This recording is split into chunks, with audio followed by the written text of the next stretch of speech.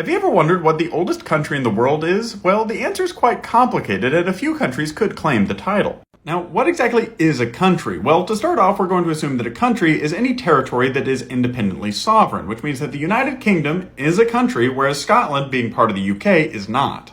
Now, the first contender for oldest country is the country with the oldest constitution, because many countries, although they have been around for a long time, like France, actually aren't that old. France has actually only been around since 1958, when their current constitution, the founding documents for the Fifth French Republic, were adopted, meaning that France is only 63 years old. The country with the oldest active constitution is actually the small Italian enclave nation of San Marino. With its constitution being adopted in 1600, it is 421 years old, making it a contender for the oldest country. Interestingly, by this definition, the second oldest country with the second oldest constitution is actually the United States.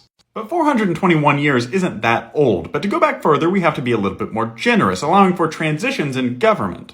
If we allow for a country to change governments and be occupied but not colonized, then France, for example, becomes 1179 years old with the founding documents of West Francia. By this definition, the oldest country in the world is probably China, which was founded around 1500 BC with the formation of the Shang dynasty, which was quite a bit smaller than the territory of China today. Although the Shang dynasty was earlier, it's not really considered part of modern unified dynastic China. That honor actually goes to the Qin dynasty, which was followed by the Han dynasty with its territorial extent shown here. However, even if we only go back to the Han dynasty in 202 BC, China would still be the oldest country in the world. However, there were a few times in Chinese history when the country was actually divided up into a lot of smaller countries, including the Three Kingdoms period. China's only been under singular rule really since around 960 AD, with a couple of countries being able to say that they're older, including the Kingdom of France in 843.